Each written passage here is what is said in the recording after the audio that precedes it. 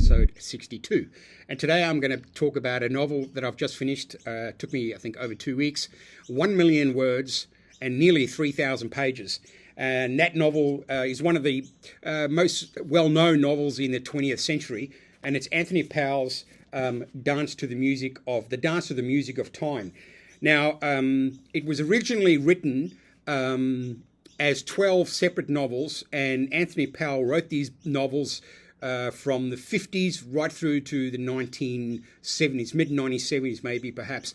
But the novel itself takes place from 1921, and it goes all the way up to 1974, 3, around there. It's very hard. He doesn't really go in for dates. It's more the cultural and political background that gives you, the reader, a clue as to when a particular story is taking place. Now, we've got to come to an agreement here. Dance to the Music of Time is 12 novels written by Powell from the 50s all the way to the 75, the last novel. So each of these tomes contains three, I think they all contain 3 novels. All contain 3 novels. 3, 4, 12. And each one is a companion for the 3 novels, but all the stories linked together, obviously, over the time that Anthony Powell was writing it.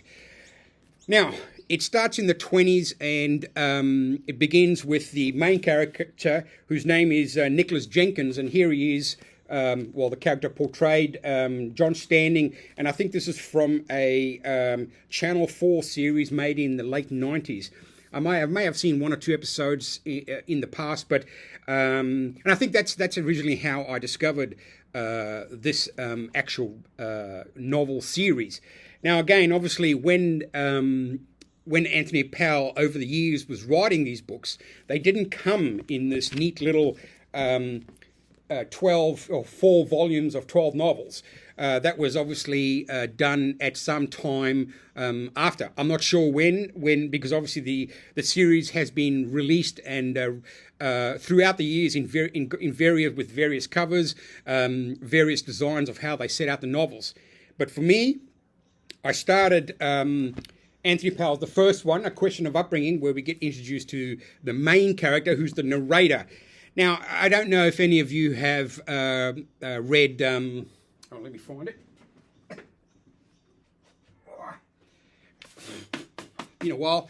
I don't know if anyone has read Marcel Proust's In Search of Lost Time. Now, again, I've read critics saying that this is the 20th century version of Marcel Proust's Remembrance of Things Past. But also I've heard a lot of other people say that it's nowhere near as articulate, nowhere near as beautifully written as Marcel Proust's books. However, it's you when you pick it up, you start it, you've got to stick with it. There are hundreds of characters. I think there's almost 300 characters that are worth naming individually, or obviously, which is not what I'm going to do. But the main character is Jenkins, and the other main character is a guy called Wind Mapool. I think his name is Wind Mapool. And he basically, Jenkins narrates from his days as a schoolboy in the early 1920s, so just after the end of the First World War. And Jenkins goes through school, goes to university, and then he ends up in the British Army for the Second World War. And then after the army, he gets married during the war. And then after the war, it's just basically him getting in touch with his school friends at various dinners and awards. So basically, he's just an outsider looking in to the world that is passing before him, hence A Dance to the Music of Time. So basically, you're just seeing his world unravel on his thoughts on individuals. He doesn't really... it's almost like he's not part of the action. I mean, he's there and he interacts with many of their characters, but he's just like this sort of obsessive diarist in a way of other people's lives or people that he knows. So you basically learn about relationships. You learn about people climbing through the political ranks, military ranks, and it's a very, very intense I don't think someone could write a book like this today, in the sense that, did I enjoy reading? I mean, I've got to ask that question. Did I enjoy reading Anthony Powell's A Dance to the Music of Time? At times I loved it because the writing is so beautiful, but at other times it's a labor of love. You really got to get through it. And Powell obviously, basically he's telling the story. I wouldn't say it's autobiographical. In fact, it's probably not autobiographical in any major way. However, when I read up about Powell's life, there's a lot of things that do stack together that allow you some insight into Powell, the writer, and Jenkins, the character. Anyway, if you think about taking on a challenge like this, my own personal belief is that you have to decide to put any other reading pleasures aside in order to fulfill the writer's promise of readability, of joy, of intellectual rigor. I mean, because it requires a lot of attention. It requires you to remember names, because you'll have a character come in and out, and then you've got to say, oh, who's that? And you might have to go back. So occasionally, what I do, I'm constantly making notes in my books, because I know one of the difficulties I have when I'm reading something in this magnitude is to forget characters. So sometimes in a book like this, I'll come across a character and I'll just underline it and put his name, in the front thing. So if I go Jenkins, and I'll say, oh, here's this person that knew that person, whatever it is, and it just helps keep your mind connecting and networking with the entire work. Now, I don't know how many people have the time to spend reading 3 to 4 hours a day, because that's what I had to do to get through it. And I obviously have the time to do it, and I have the joy to do it, and I'm keen to do it.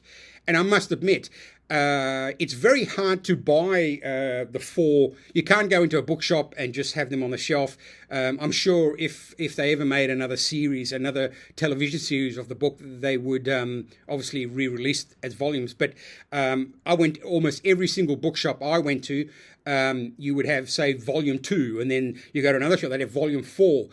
But because I didn't want to, and I couldn't actually find volume 1. I went to a lot of secondhand bookshops that are still left, because there's not many left in this city. I still couldn't find what I wanted, so I bit the bullet and went to online. Went to Abbey's Bookshop, which is one of the premier bookshops in Sydney, in Kent Street. So that's Abbey's Bookshop in Kent Street in Sydney City, and I online. There's only one title that was available in the store, but the other 3 I could purchase, but I had to wait for them to be brought in from their supply. I don't know much about the book trade, but obviously there must be a big warehouse somewhere with hundreds and thousands of books, and they just sit there waiting for someone to buy them, and someone like me. So I think this cost I think each one was 40. Where is it? Oh, here we go. Like this one, the 4th one cost me $55 for the softback, let alone the hardback. But I'm just letting you know that part of the mechanics of reading this novel. You'll either be fortunate that maybe someone in your family has read the series, and you might have some of the original editions on their bookshelf that no one's really read for many, many years. So if you're interested in reading this, check around secondhand bookshops, and if you want to take your time, you could buy the number 4, then 3 months later you might find someone who's got number 1, and then you can build up your collection like that. But I just recommend that once you start reading it, you have all the volumes ready to go, because it's a mammoth task and requires a great deal of concentration. Now, I think I would always ask myself, did I enjoy reading Anthony Powell's Dance to the Music of Time? 1 million words, nearly 3,000 pages. I wouldn't say that I thoroughly enjoyed it. I got a lot out of it. I mean, I did enjoy much of it. Some of it was really tough because there's no real plot. It's just more like observations, and in those observations that Nicholas Jenkins makes, the main character, who obviously is throughout the 12 novels. basically he's the one that you tie yourself to as you go through. So at the very least, you're anchored to Jenkins and what he sees and what he thinks and what he feels and the stories that he doesn't generate any of the plot. He kind of looks at other people and what they're doing, and it's very tame in a sense. You can see because Anthony Powell started writing the first one in the 50s, and obviously the 12th novel in 1975. You can actually see the change of narrative that suits. Like, for instance, there's not much talk about sex and homosexuality or any of the taboo subjects of the time, but as the novels are produced, as the years go by, the writing does become a bit more freer, does become a bit more liberated from like I'd say the first two novels are very, very rigid and very challenging to read, but again, a great intellectual exercise. I can only hope that like I say, I had such a sort of I wouldn't say a fun time. I had a very, very adventurous time reading this novel because it never stops. It doesn't let up, and there are many times when something really interesting, some observation, some story, some event happens, and it's great and you get really hooked in, and then it'll just skid to a halt. And then he'll start another chapter, and you really have to struggle to get that flow again because it goes in and out, and I don't know.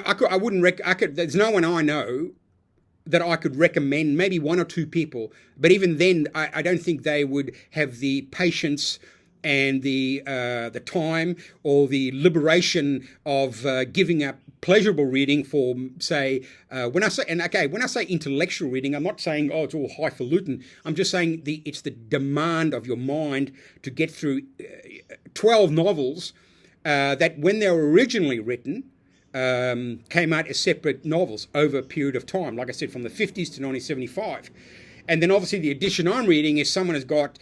The publishers or the editors have got together and said, all right, let's take these 12 novels, put them into 4 groups of 3 novels. So for me, it was easier because I had everything, all that time, that 25 year period where he was writing the 12 novels all down into 4 blocks that I could get through. And even then I had to sometimes I would read, and then I would just find, okay, I'm just following the words. I'm not actually reading. So I'd have to put the book down and step away. And I didn't pick up another book because that's usually my habit. If I'm reading something really, really toxically hard and then straining for my mind, I might pick up something a bit less intensive. But this time I didn't, because I didn't want to lose the track. I didn't want to lose the groove that I got into whilst going through Anthony Powell's work. And I feel better for reading it. I'm happy I have. I've wanted to read it for a long time, and I just kept putting it off. And I tried to avoid any, when I did research, I was looking up how the stories came about, and I didn't want to get too much involved in finding out about things about the book that I would finally have to find out if I was reading it, and find out before I read it, because that does take away the mystery and the magical. That's one of the great things about reading is you finding out for yourself. But however, afterwards, it's always great. Since I've finished reading them, I've really dived into it, and I've gotten a lot more out of it because now I've got the knowledge that's filtered there and it's going to go away soon.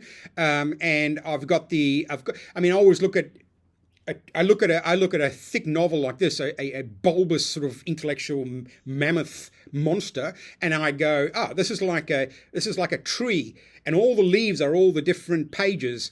And I guess you can't really look at every individual leaf, but you can look at the whole tree, and you get a vibe, you get an attitude, an intellectual stimulus, because you've actually done the hard work, and the hard work is reading it, and it is hard work. But again, the hard work in reading is seen as a pleasurable pastime, but maybe perhaps now, and maybe academics even today, are still reading for the rigor. But I think in the general, and this is just my opinion, I think in the general flow of the population and how the world has changed culturally since, socially and culturally since this novel was originally written, I think the demands of staying with it might prove, there's just not enough enjoyment. There's a lot of intellectual rigor, but there's not enough enjoyment to hold the your average reader, let alone a hesitant reader or a non-reader. And when I say non-readers, I really do believe that we live in a world where a lot of people just don't read. Well, they don't read novels, or they might read biographies and that, but the exploration of fiction and the toughness of not just this novel. I mean, there are many different types of novels. But what I'm saying, I think people try to put it this way: if you read the Stand by Stephen King, and that's like I've got it here somewhere. I don't know where it is, and that's a whopper of a book. I loved it, but I must admit, I found it just so easy to read, and there were multiple characters in that too, and that was also, you had to keep going in order to know that you were reading something of value. However, even though The Stand is, one of King's, most mammoth books, it was, compared to reading this, that was like kindergarten. It was like, taking candy from a baby. And I don't want to get into, I'm not making a judgment call on people who, I wouldn't say, if someone said, I'll never read that because I can't, I go, no, we'll give it a go. But it doesn't mean anything to me that they say that I wouldn't want to read it, because purely you have your choice. And if you read for pleasure, it would be difficult to find 4 volumes of 12 novels written over a 25-year period as totally pleasurable. So at the end, when I finished the last page, when did I finish it? I finished it on the last day of April, and I started it on the 16th of April. So nearly, 2 weeks, whatever. And I was happy when I finished it. Like I once ran a half marathon, and I remember going while running.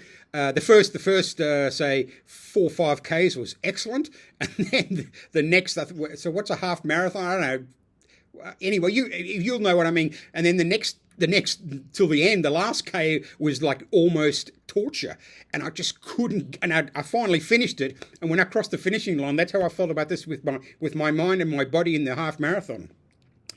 I haven't done a half marathon since, but I hope to continue to keep reading what I consider masterworks, novels that I think we are blessed with to have in our culture and society. And there may come a time when the TikToks and the Instagrams and the 5-second news bites are just simply not enough for people to get by on. There might come a time when reading 3,000 pages might actually be seen as worthwhile and something to pursue in a normal everyday existence, because people like that in the past did it. They just read as a thing. And obviously I'm more biased towards reading because I like reading and I read a lot.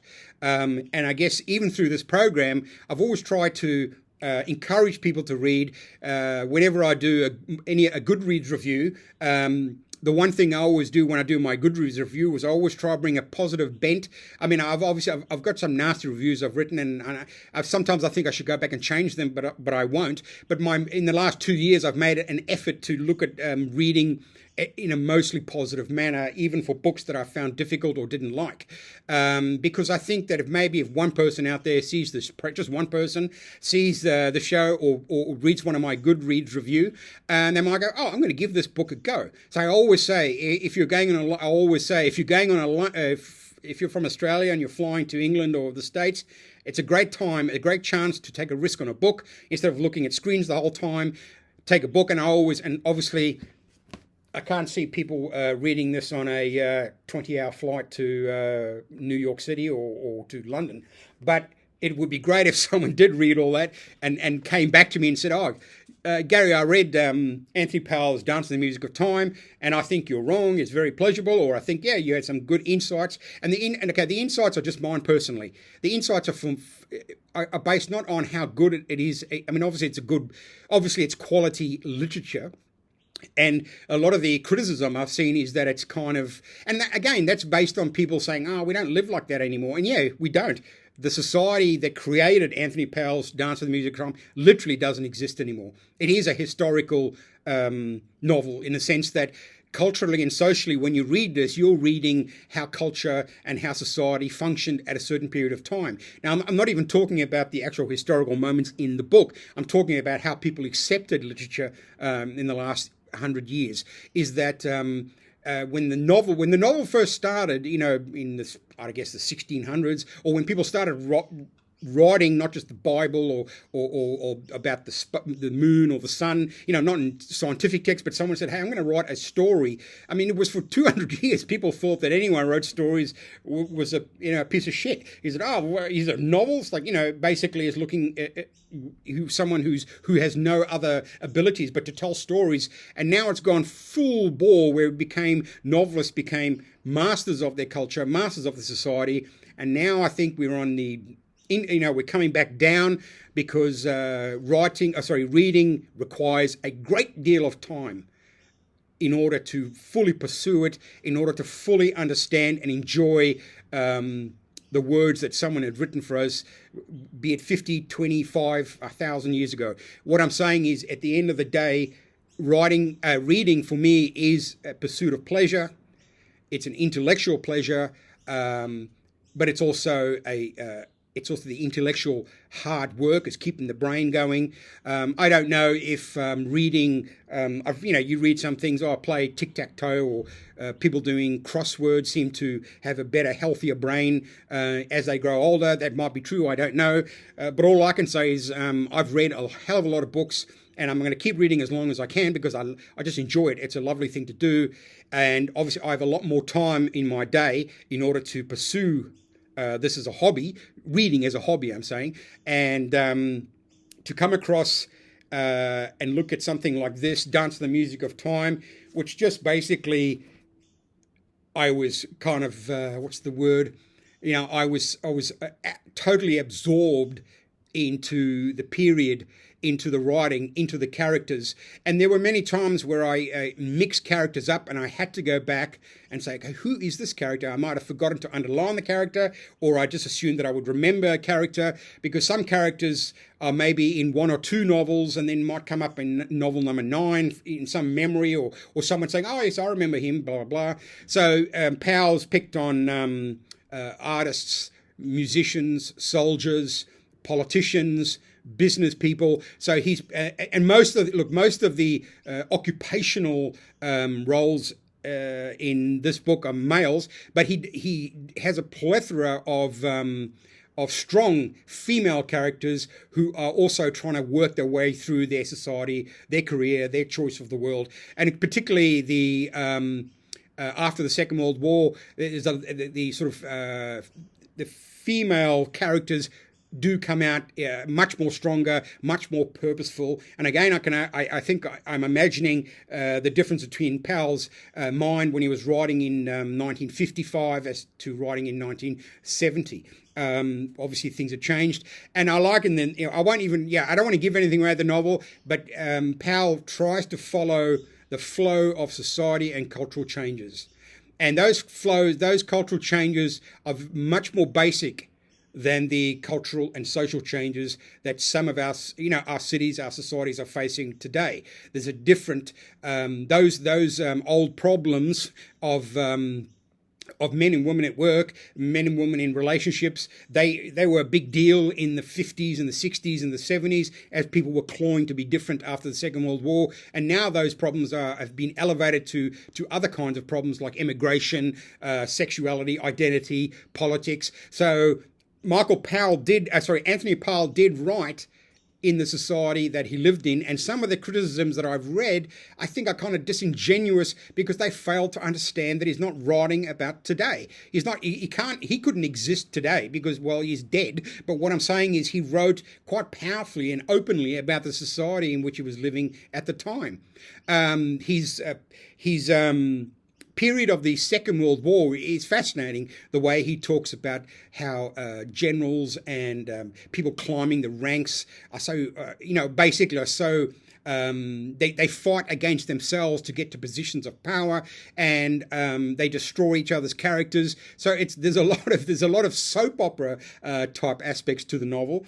And I would say that if you want to find out about how people behaved, how they spoke in the last, say, from the 20s through to the 70s, this is a fantastic time machine. It's a great way to look into the past to see how things have changed for you. So you have to have patience with culture and social changes that. I think some of the critiques that I read about this, I just don't understand why they're. I mean, these are obviously intelligent people, but to take snipes at someone's social and cultural status from 50 years ago and expect them to have the elevated awakening of rising of consciousness of today is just, to me, ridiculous. Now, I can imagine that because novelists do come and go, and there are probably thousands of novelists I've never heard of who wrote books that were well known in its day, and that's how you find out about other novelists. You'd have to give them a chance. If someone offers you, oh, have you ever heard of this book? No, you can look it up. That's the great thing about today, is that you can look stuff up and find out. But in the past, I guess people, like I still go to bookshops, I just browse, I just look at names, and then I pick up a novel from the cover, and I look at the back and I go, oh, okay. So I determine my own output or my own enjoyment from books I've never heard of. And I guess at the end of the day, that's basically the same as me telling you about Anthony Powell's Dance to the Music of Time. And it's 1 million words. It's 3,000 pages. And it's over 300 characters. And one thing I want to say, this edition obviously came out when Channel 4 made this series. And I think I saw 1 or 2 episodes of it in the past. For instance, this is Jenkins and Isabel, his wife. Now, in the series, I remember there was a whole lot about his romance with his wife, but in the novel, Isabel is barely there. I mean, she comes out towards the last kind of 3 novels, but even then, she's a real sideline character to this guy's life, because he's not talking about his wife, he's not talking about his children. He talks about other people's wives, other people's children. Yet in the TV series, they couldn't stand that, so they had to have there's literally no romance for Jenkins throughout the whole novel. He does have he has an affair with one of the major characters, and again, you follow that character's life, and it's a wonderful story in itself. His relationship with this married woman, and how she moves on, and how she had various men in her life, and who she ended up with, and what happened to him. It's all fun, and I'm not going to tell you about it because it's better to read it for yourself. And okay, what's this over here? Page 4. Okay, I make notes. 465. Why did I? 465. I always meant to sometimes. Oh, okay.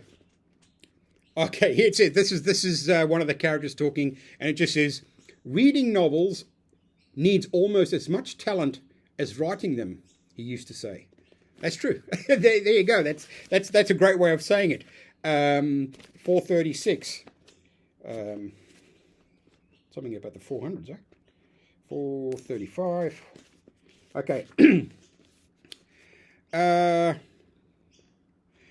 extension of the fact is that every story one hears has to be adjusted in the mind of the listener to prejudices of the teller. There you go. In practice, most listeners reducing, discarding much of what they've been told. So basically what I said before is that who reads this book is making their own mind up about the type of book that it is, despite how brilliant the book is. And what else have I got? I'm just freebasing now because I'm trying to get through to the end of the video, trying to be as promising, and maybe getting one viewer, if anyone watches this, to take on the challenge of reading this great, wonderful, brilliant novel. Yeah, they mentioned the year there. Okay, great. So let's go through them again, just so you know. So Anthony Powell, This is volume 1. So these are I'll be saying the individual novels: A Question of Upbringing, A Buyer's Market, The Acceptance World. So that's volume 1, which is spring. Volume 2, summer, At Lady Molly's, Casanova's Chinese Restaurant, The Kindly Ones. So those are the 3 novels that one is based on. Autumn, volume 3, The Valley of Bones, The Soldier's Art, The Military Philosophers. And that is a lot about the Jenkins's military career, which is all, as Anthony Powell himself didn't see any action. A majority of his army career was in London working intelligence. And finally, Winter, A Dance to the Music of Time. Books do furnish a room. They sure do. Look around. Temporary Kings. And the final book, Hearing Secret Harmonies. Now, there is something in here that... Okay, now I found out while I was reading this, there's something called Invitation to the Dance. It's written by Hilary Sperling, and apparently it's the first complete guide to Anthony Powell's classic sequence novels, A Dance to the Music of Time. Its main item is a who's who of characters, fiction and factual. What else is it? And it's got indexes with page references and extensive quotations from the novel. And I must admit, reading that perhaps as a start, it'll give away some of the plot, but maybe it'll give you some kind of enthusiasm. And I think I might try and find this, because I couldn't find it I tried to look, I couldn't find this in any of the bookshops that I'd been visiting. And it's probably out of print, because who is reading Anthony Powell's Dance to the Music of Time? All right, what have I got left? So that's Anthony Powell's Dance to the Music of Time. A wonderful, difficult, challenging, enjoyable, pleasurable, tough novel to get through. 1 million words, 3,000 pages, over 300 characters. Something to think about. And I guess you don't have to do what I did. Maybe you can read 1 volume at a time over a 5-year period. It doesn't matter. I'm just saying that's what I did in order for me to fully understand and fully get into the Anthony Powell magic. You know what I mean? It was a great experience. I'm really glad I did it. I'm not sure if I'll ever return. You never say no. I'm not sure I'll ever return to reading these 12 novels again, but you never know. I might. So I'll hold on to those as a special gift from Anthony Powell, The Dance to the Music of Time. Wonderful read. Give it a go. All right, before I go, when I finished this, I went up the road to the Garden Library up near where I live, and this is Asimov's The Naked Sun. And I must admit, this is a powerful novel too. It's a science fiction novel, but there's something else going on, and it's just quite intriguing. The way it's about the future and the way humans behave, and it's really, really interesting. And I'm getting through it quite quickly. Not that it's easy to read, but it kind of it's so separate from these two. But really, it's about people. The same way this book, The Dance to the Music of Time, is about people. So I'm going to read that, and finally, when I finish that, hopefully this weekend, I'll be reading Annihilation by Michael Houellebecq. I can't pronounce his name. Can you pronounce that name for me? What's it? Michael Houellebecq. Oh, cool. I feel dumb when I can't pray people's names, but, what do I know? But anyway, I've read quite a few of his books, and this is his latest book. I'm going to get into it, and I'll probably read it this weekend. And one more thing before we go, I'm going to read Mayhem. I think it's called Mania by... let me find out her name. Just give me a sec, because that's a... Mania...